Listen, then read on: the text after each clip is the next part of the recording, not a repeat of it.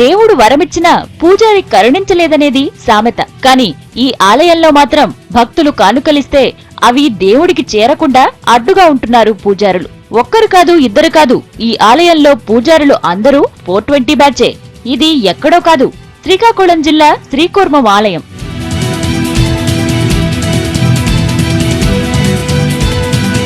దేశంలోనే 2 ధ్వజస్తంభాలు కలిగిన ఏకైక దేవాలయం ఇది.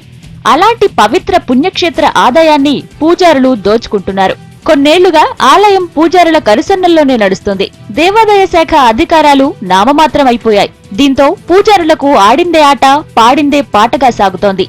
దేవుడి దర్శనానికి భక్తులు లక్షల సంఖ్యలో వస్తున్నా హుండీలు మాత్రం నిండడం లేదంటున్నారు. ఏటా 8 లక్షలకు మించి ఆదాయం రావడం లేదని పూజారులే సర్దేస్తున్నారు. దీంతో గ్రామస్తులు ఆలయ అర్చకులపై అనుమానాలు వ్యక్తం చేసి నిజాలు బయటపెట్టారు.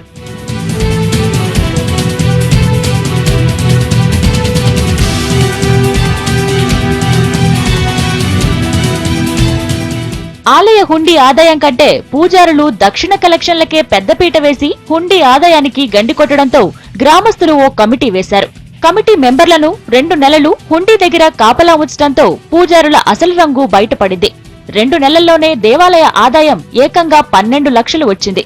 ఈ లెక్క ప్రకారం 1.5 కోటి రావాలి. కానీ పూజారులు మాత్రం 8 లక్షలే చూపించడంపై గ్రామస్తులు ఆగ్రహం వ్యక్తం చేస్తున్నారు. అర్చకుల తాలూకా విధానంగా సృష్టించిపోయి భక్తుల ద్వారా దోపిడీ చేసుకుని రోజు మేము అభిషేకం చేయిస్తామని వాళ్ళ దగ్గర కలెక్షన్ చేసి లేని వాటిని సృష్టించి చేయడం వల్ల ప్రజలందరూ కోపగ్తులై ఒక దేవస్థానం ఊరు సంబంధించి అందరికీ పరిరక్ష కమిటీ ఏర్పాటు చేయడం జరిగింది. ఈ కమిటీ ద్వారా 4 కుర్రాన్ని అపాయింట్మెంట్ చేసి పరిరక్ష కమిటీ ద్వారా ఆ కుర్రాలు రోజు ఉండి దగ్గర కాపలా ఏర్పాటు చేసి ప్రతి రూపాయి అందరి పైన ఏర్పాటు చేయడం జరిగింది.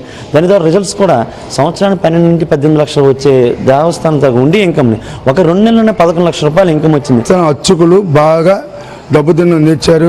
ఇక్కడ ఇది విష్ణు దేవాలైతే వచ్చినందరికీ మీ శనిపాతం చెప్తారు.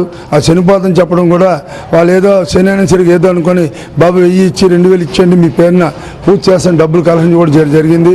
గుడి తాళ్ళు వేస్తాము లేదా గుడి తీయము ఆరోగ్యం పెట్టమని అంటున్నారంటే వాళ్ళు ఎంత తెగించారో గ్రహించుకోవాలా. ఇప్పటికైనా దేవాదాయ శాఖ కానీ పోలీస్ యంత్రాంగాన్ని సరైన యాక్షన్ తీసుకు. ఆలయానికి దేశ విదేశాల భక్తులు భారీగా వస్తుంటారు. పక్కా ప్లాన్ ప్రకారం వారి నుంచి వేలకు వేలు వసూలు చేస్తారు ఇక్కడి పూజారులు. ప్రత్యేక పూజలంటూ వింత వింత పేర్లు చెప్పి అందరికాడికి సర్దేస్తారని ఆరోపిస్తున్నారు భక్తులు. ఇక్కడుండే నక్షత్ర తాబేళ్లను భగవంతునికి ప్రతిరూపాలుగా భావిస్తారు భక్తులు. వాటికి కూడా సరైన ఆహారం అందించకపోవడంతో ఇప్పటికే 4-5 తాబేళ్లు చనిపోయాయి.